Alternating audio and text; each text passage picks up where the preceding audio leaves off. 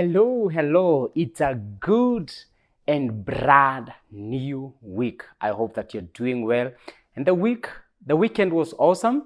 Yes, myself, I had an awesome one. We had a fun day yesterday at our church and we really enjoyed. We had a good time there, and big up to all OFC members. Thank you so much for the time we spent yesterday together, and it was awesome.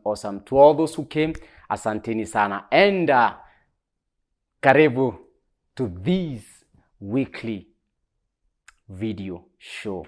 And I know that there's something that you're going to learn.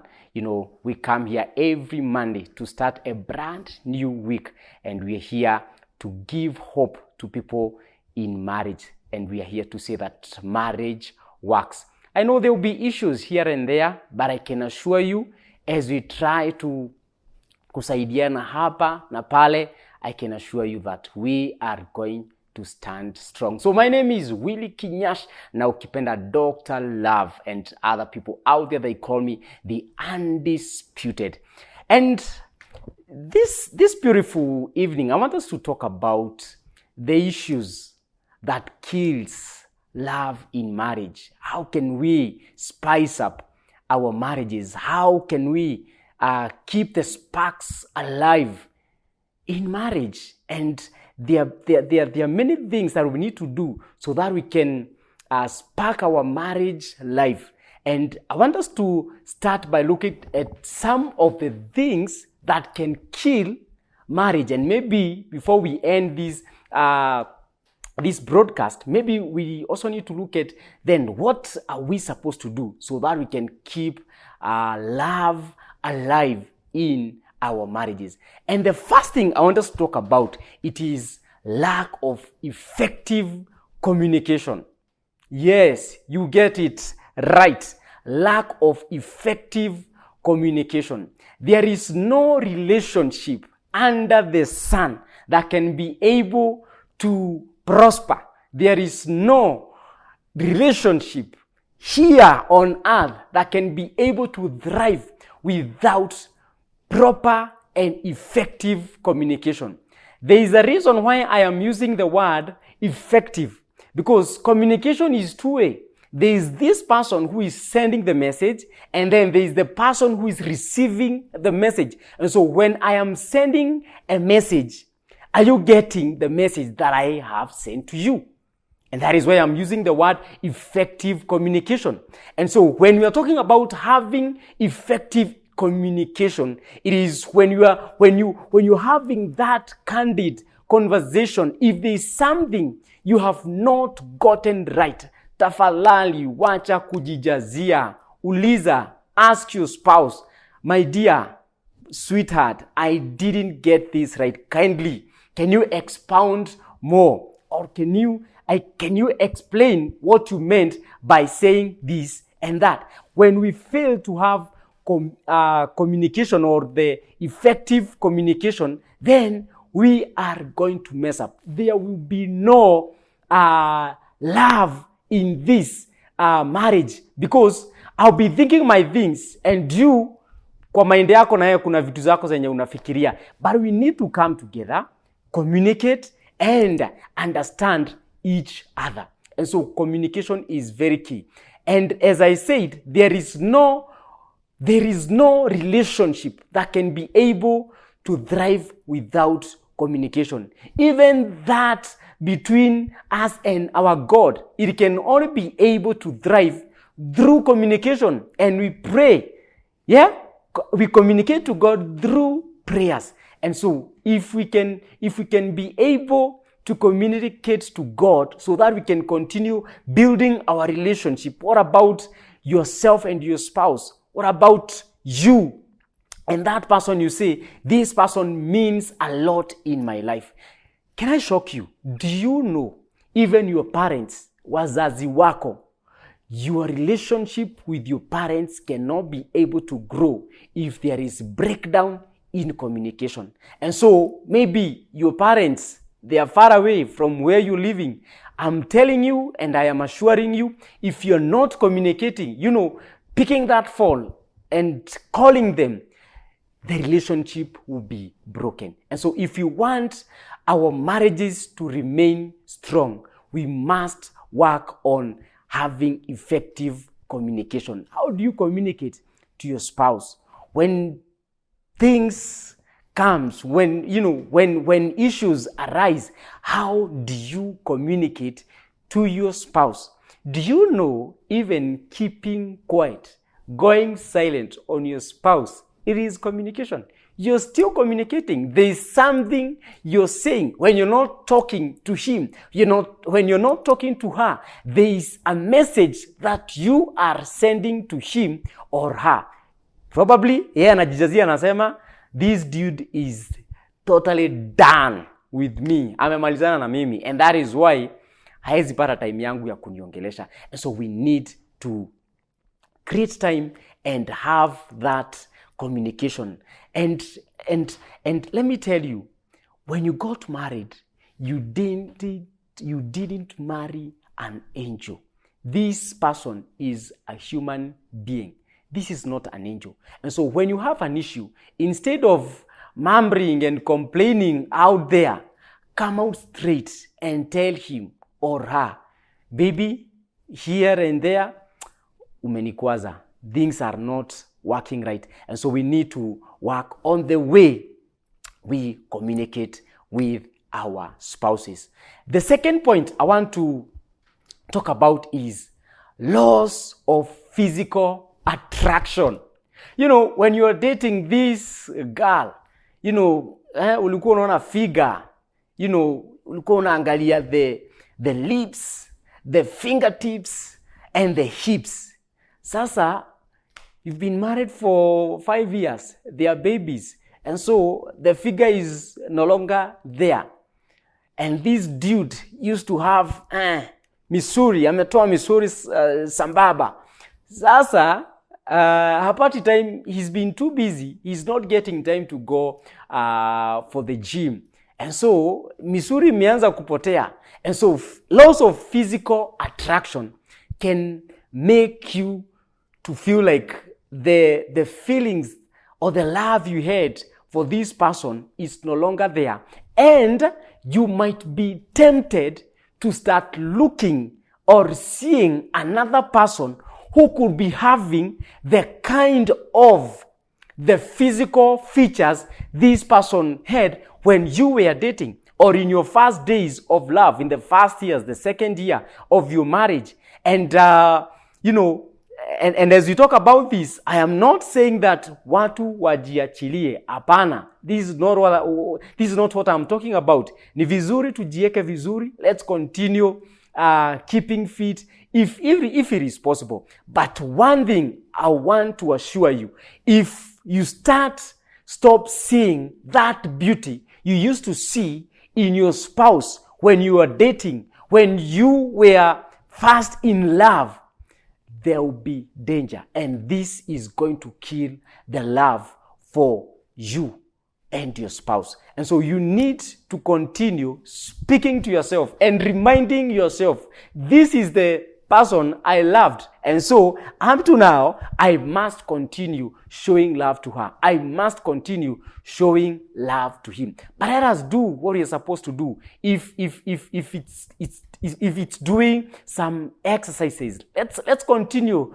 doing that. It will not harm you, so create some time and do those exercises so that again your physical features hazitakuwa tena zimebadilika such that this guy and I feel like I am conned. This is not the person I married. This is not the person I was seeing 5 years down the line. This is not the person I was seeing 10 years ago. I mean, what has changed? And so lack of or loss of physical attraction can affect your love in that marriage. And the other thing is familiarity. Kuzoeana. My goodness. When you are starting the journey, you know those mysteries that you used to have. I can't eat if I have not talked to you. I can't sleep. You know them. Unajua hizo mysteries zote. And familiarity comes in, and now you're no longer interested with this person. Maybe there are some things she used to do and that would make you happy, but today you're seeing them as hii ni upuzi, hii ni utoto, ni unafanya, what are you doing? You know? And so we need to stop familiarity. If we want to see our marriages thrive, if we want to see our relationships thriving, we must stop familiarity. We must lock all manner of familiarity. Lock it out. It should not be allowed in relationship because it is going to bring in some issues and you are going to mess up in that relationship because you start seeing another person who was not there when you were coming together. So we must overcome, and I mean it, let's overcome this issue of familiarity. Hii mambo ya kuzoeana, hii mambo ya hata kuitana majina ambayo hayana mapenzi tuache. That is still familiarity. You know, what changed?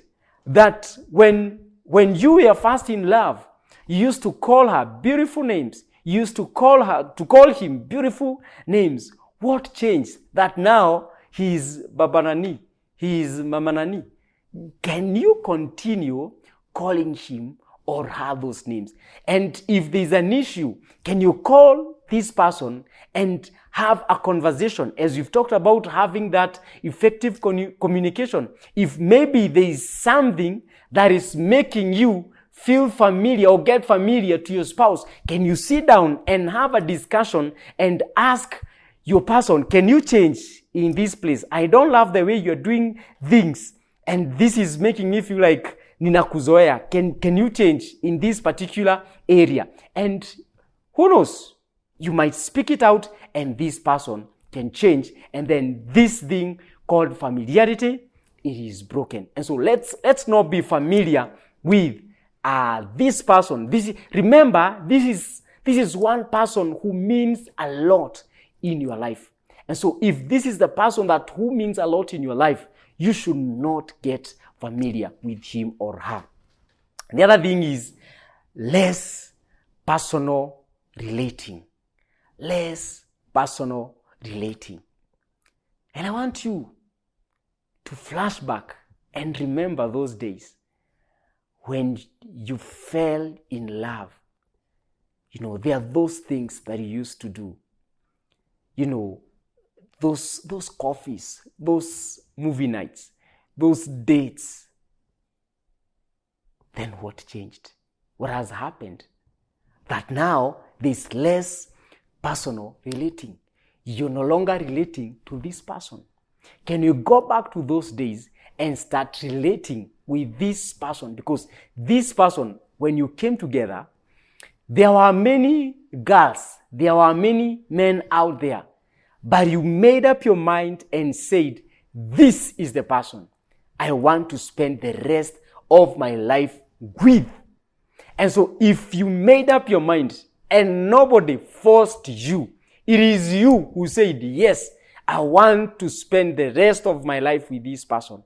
Can you continue relating with him or her? When things are not right, can she be the first person to know that things are not working out well? Before you go out to tell other people, can you tell him? But you know what? This cannot be able to happen if you're not relating well with your person. And what is making you not relate well with this person? Can you call yourself for a meeting and ask yourself, there's a way I used to do things when we were falling in love. You know, wakati tulikuwa tunaanzia this relationship, there's a way we used to do things. So what changed? And I know maybe some of us will say, you know, that time we were not that very busy. There were no kids. The responsibilities were not that much. But now, responsibilities from here to there. It is okay. Zote ni zetu. But can you do something and start relating with this person? Because this person, you have said that this is one person who means a lot in your life. then what can we do now so that we can continue building this love? What can we do so that we can continue having the sparks in our marriage? We are looking at the things that kills the sparks in marriage. We've talked about the lack of effective communication, loss of physical attraction, familiarity, less personal things. Then, what is that key thing that we can do so that we can bring back these sparks in our marriage? And the key thing, it is involving the author of marriage in this business, the business of our marriage. We need to involve the author of marriage.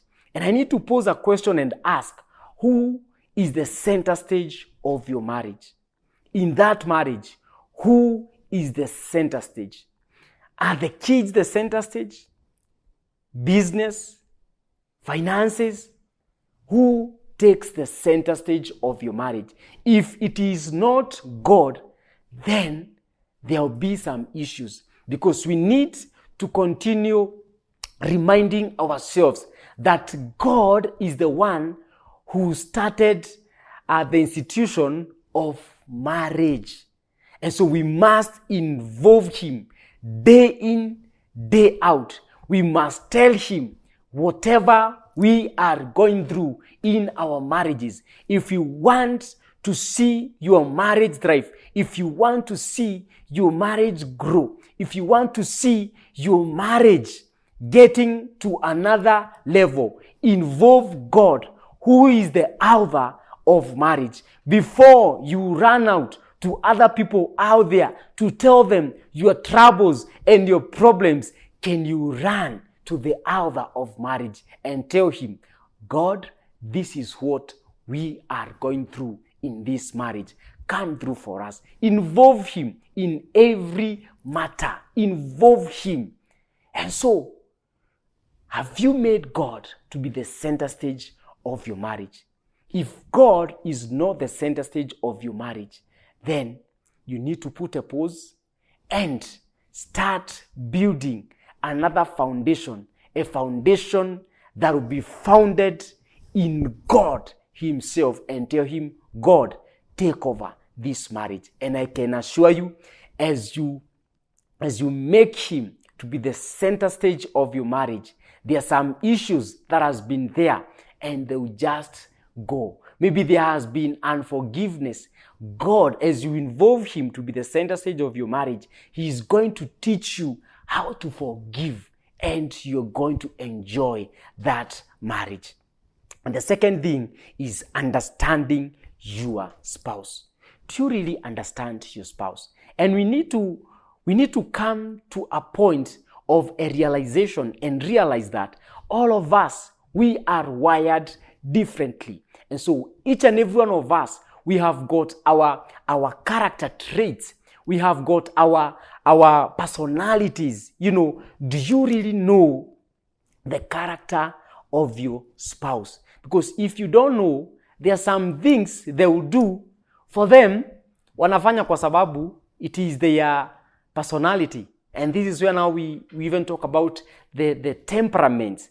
And so this person is doing a certain thing because of his or her temperament. But because you don't understand your spouse, you start feeling like, huyu mtu ako na utoto, huyu mtu ako na ujinga sana.